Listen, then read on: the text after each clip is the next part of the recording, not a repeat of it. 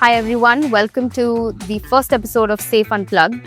We have employees who are going to spill the tea on everything that happens at SAFE, whether it's their day at work, whether it's their quirkiest habits, or why they love being part of SAFE.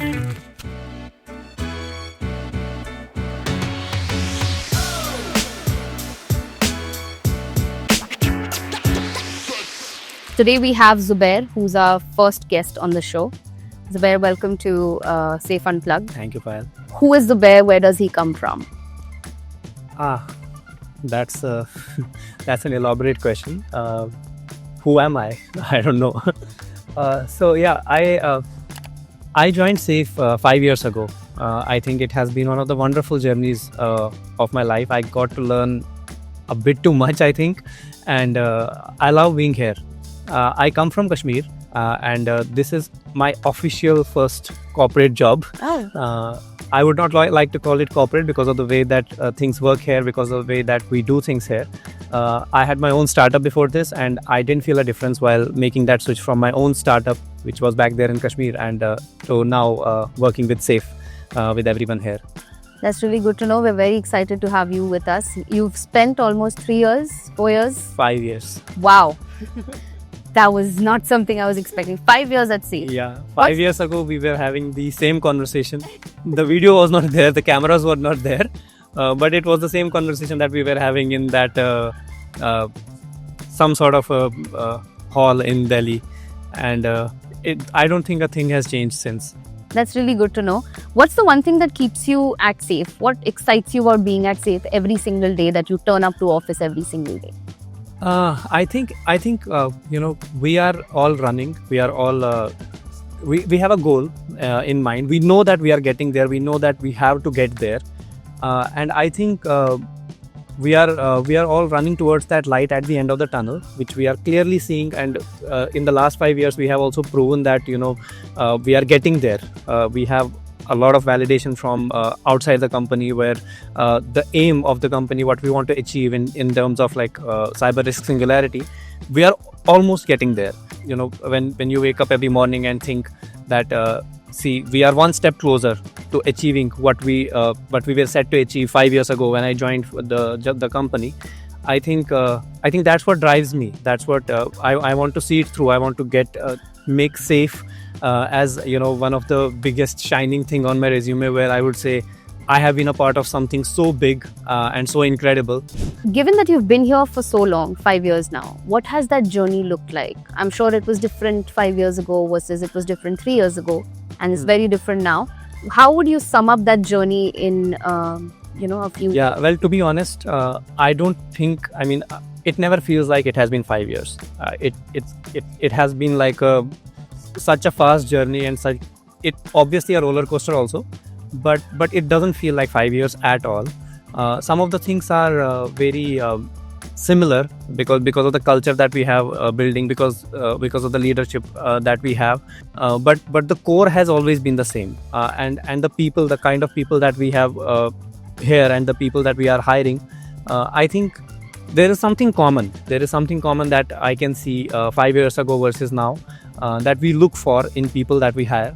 I think that has remained majorly common for me. I joined as an Android developer, working on an app that was a B2C app, the first B2C offering that our company had, and I pivoted from that, switched to backend, then switched to something else, and now I'm leading a team that is majorly taking care of the outputs of the product, our flagship product, SAFE. For me, it has been very diverse. But overall, if you take a look at it from the eagle's eye perspective, it has largely remained the same, because the aim that we have, because of the intensity that we have, that has always stayed at a very consistently at that level. Okay, that's what I feel. Considering you mentioned people that we are hiring and the people we have at SAFE have a common, I want to say, trait. If you had to give somebody who wants to join us a piece of advice, or had to tell them how SAFE is as an organization, what would that thing be, and how would you probably want to pull them in to say that this is where you should be? Well, two points to that. I mean, there are two sides of that. One is that whether I would feel that the person that I am referring, or the person that I am talking to, is he going to be a good fit for us? I think that's the very, very important thing. Okay. For example, some people like me, we love working here. I think the common trait that I'm looking for if I want to get somebody into SAFE is the trait of ownership. Okay. I think we are a small team, as I said, and the problem statements that we have are like big, and we want to solve that using this small team. We want to get there. I think the people who join us here need to have that trait of ownership. We look for ownership. Okay. We look for that trait that this guy is gonna own stuff, guy is gonna own problems and give a solution for those problems. Got it. You mentioned high intensity. We are a very intense For sure. organization, not just in engineering, across the board. Correct. But particularly in engineering, there have been very high intense projects that come in. Yeah. How have you been able to tackle those while also doing other things outside of work? I think the very important part of these projects coming in where we work with very high intensity is that we are given a business context of the problem. We know that if we solve this in this amount of time, what impact it's gonna have in terms of growth of the company, growth of an individual, and the revenue of the company. I think that helps a lot. When you have business context, you know how important it is. Then the leadership will say, this is how important it is. You decide what to do with it. Right. So this is what we are getting out of it. This is how this will impact. This is how it will impact our end user. Sure. And you decide how intensely we want to tackle this project in this limited time or whatever time we have. Because we have the business context, it doesn't feel like we are just doing our job. And also, that's very important, especially for talented people. I think we have hired a lot of good people in recent times also. We want to have that kind of people who want to solve things, who want to solve problems. And because of that, it all works out smoothly. We have high intensity projects. Okay, fine. Why is it high intensity? What's the business context? Why is it important? And there is such transparency that right from if you are joining us as an SD1, you will have the entire business context of how your PR that goes in will have an impact on our revenue, will have an impact on our customer, will have an impact on our potential customer also. Correct. So because you have all of that context, you feel like you have this thing, you are owning this thing, and there is this sense of gratification after every project that you do, after every PR that you merge. I think that's very important for a lot of people, and that's the kind of people that we have here and the people that we are looking for. Got it. A lot of engineers don't get to be at the centerpiece for customers particularly. Like, you don't interact with customers. You usually are at the back end kind of creating the product, but you're never in the limelight with customers. At SAFE, we've tried to change that. Yep. Is that something that excites you or would excite somebody else as well, to be in the front face, to be actually talking to customers or seeing how customers actually talk about your product, things that you've done, things that you've built? Customers are extremely excited about that. Does that also is it exciting? I think that is the most important part, because you cannot be doing high intensity work. You cannot be sitting on your laptop writing code all day without knowing the impact that it has. As I said, we have all the business context, how our things mingle up, how working together as a team, as a small team, then collaborating with other teams, how we make up that small pieces to build the whole puzzle, and how that puzzle will have an impact on the customer, and what is your contribution in it. I think every engineer here knows that. Okay. And that is the beauty of it. That is how you are able to basically do what you do every single day, come every single morning, and say that today this is my problem and I want to solve this. Got it. Before we move into the rapid fire round, I'm going to ask you one last question. What's the one thing from the culture deck that really resonates with you, which makes you feel like, oh yes, this is why I belonged?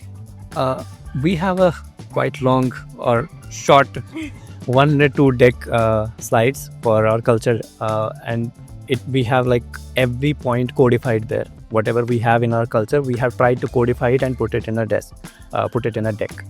I think, but the main theme of that deck is autonomy and accountability. I think what resonates with me the most is autonomy, where you are given a freedom to do things the way that you want to do it. This includes flexibility of doing, when you want to do it. And there is also flexibility of how you want to do it. So I think both of them reflect well with me. I resonate with it the most because I'm a kind of person where if I feel like something is important and I'm doing it, I'm allowed to do it. Okay. But if there is somebody on my head all day and saying, this is what you want to do, what I want you to do now, and this is what I want you to do later, I will lose the appetite of doing it. Correct. So that flexibility, that autonomy of making my own decisions, because at the end we have a problem that we all want to solve. Correct. I have my way of solving the problem. Right. I want to be given the freedom to explore that way, to try it that way, and to do it that way.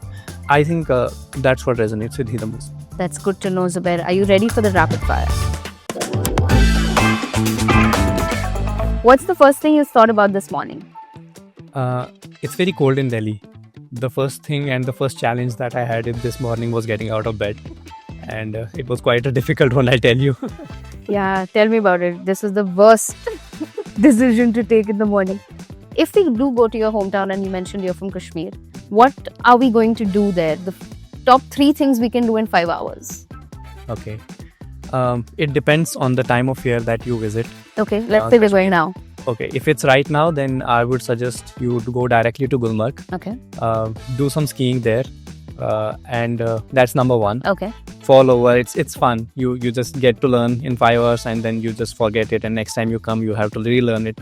The second thing is take a gondola ride in Gulmarg, one of the most serene experiences you'll have in Kashmir. And the third thing is you should probably visit my home to try out some Kashmiri cuisines. Okay.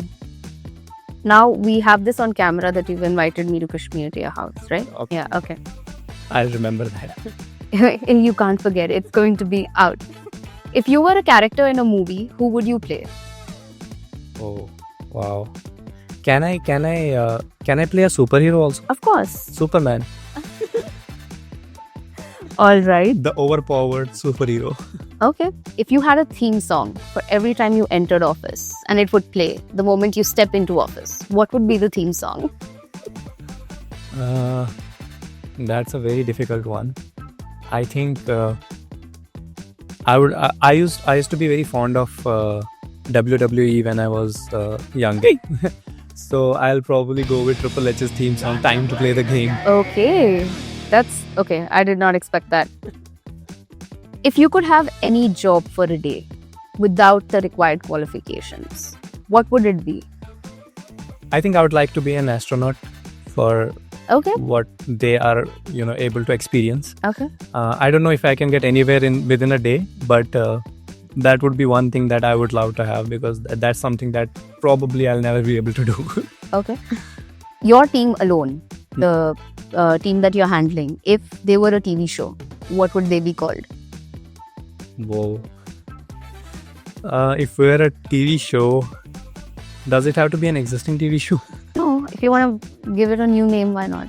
I think our team name itself, The Fanatics. Okay. I think we'll call the TV show that. Okay. Because we are very obsessed with what we do. Oh. All right. If you could swap your role with your manager for a day, what's the first thing you're doing? I think I'm going to take a vacation. All right. The last question for you. One app you would delete if you could right now. I think I can delete any social media app from my phone. I keep doing it every now and then. Then let's not do social media. Let's pick up an app that you would not delete. Slack. All right. Thank you so much for joining us on this show. And that's a wrap on the first episode of SAFE Unplugged. We hope you had fun watching Life at SAFE. Stay tuned for more candid conversations, more fun facts, and until then, stay safe.